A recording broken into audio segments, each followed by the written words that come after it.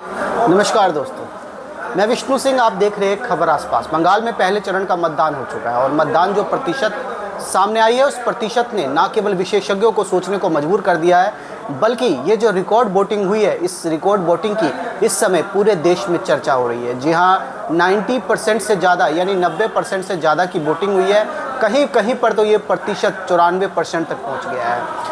जी हाँ, बात कर ली जाए यदि देश के अन्य चुनावों में, तो ये चुनाव का जो वोट परसेंटेज है काफ़ी ज़्यादा हाई है, क्योंकि हमने अपने जहाँ तक मेरा निजी अनुभव है, अपने समय में हरियाणा का विधानसभा का चुनाव देखा, उसके बाद बिहार में चुनाव देखा, दिल्ली का चुनाव देखा और अब बंगाल का चुनाव भी देखने को मिल रहा है। लेकिन जो परसेंटेज है 90 अबव यानी कि 90 से ज़्यादा, आश्चर्यजनक है। और कहीं कहीं पर तो ये परसेंटेज 94% पर ही। तो इस परसेंटेज का अंदाज़ा आप इसी से लगा सकते हैं, यदि किसी बूथ पर 1000 वोट है तो वहाँ पर यानी कि 940 वोट वहाँ पर पड़े हैं।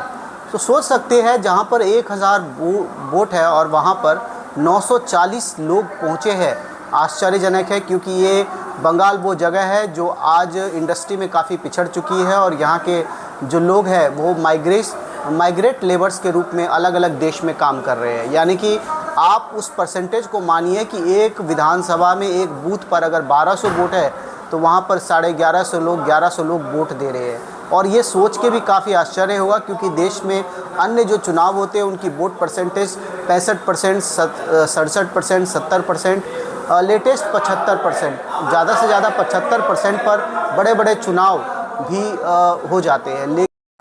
जी हाँ, और ये बंगाल का जो चुनाव परसेंटेज है, इस चुनाव परसेंटेज ने न केवल विशेषज्ञों को सोचने के लिए मजबूर कर दिया है, बल्कि चुनाव कमीशन भी एक बार सकते में आ गया है कि 94%, 93%, 95% और अबव 90% एवरेज के हिसाब से कैसे वोटिंग हो गई। परसेंटेज को लेकर अलग अलग राय है। एक तरफ जहां बीजेपी कह रही है कि बंगाल की जनता अब ममता बनर्जी की सरकार से उब चुकी है और उन्हें बदलने के लिए उन्होंने इतने भारी मात्रा में वोट किया है, वहीं दूसरी तरफ विपक्ष यानी कि टीएमसी भी कह रही है कि कहीं ना कहीं एसआईआर के विरोध में वोट हुआ है और इस बार बंगाल की जनता दोबारा से ममता बनर्जी को अपना मुख्यमंत्री देखना चाहती है। देखना दिलचस्प होगा कि 4 तारीख को जो चुनाव के रिजल्ट आते हैं, परिणाम आते हैं, उन परिणामों में क्या होगा, क्योंकि अभी दूसरे चरण का मतदान बाकी है। लेकिन जिस तरह का ये मतदान देखने को मिला है पहले चरण का, अगर दूसरे चरण में भी ये मतदान होता है तो देखना दिलचस्प होगा कि किसकी सरकार बनती है। क्योंकि इस बार अभी तक ये कहना बहुत मुश्किल है कि पहले चरण में कौन आगे चल रहा है, क्योंकि बहुत सारे मुस्लिम क्षेत्र, मुस्लिम बाहुल क्षेत्र थे और मुस्लिम बाहुल विधानसभाएं में जिस प्रकार से वोटिंग हुई है, उस वोटिंग परसेंटेज ने कहीं ना कहीं बीजेपी को भी चिंता में ला दिया है।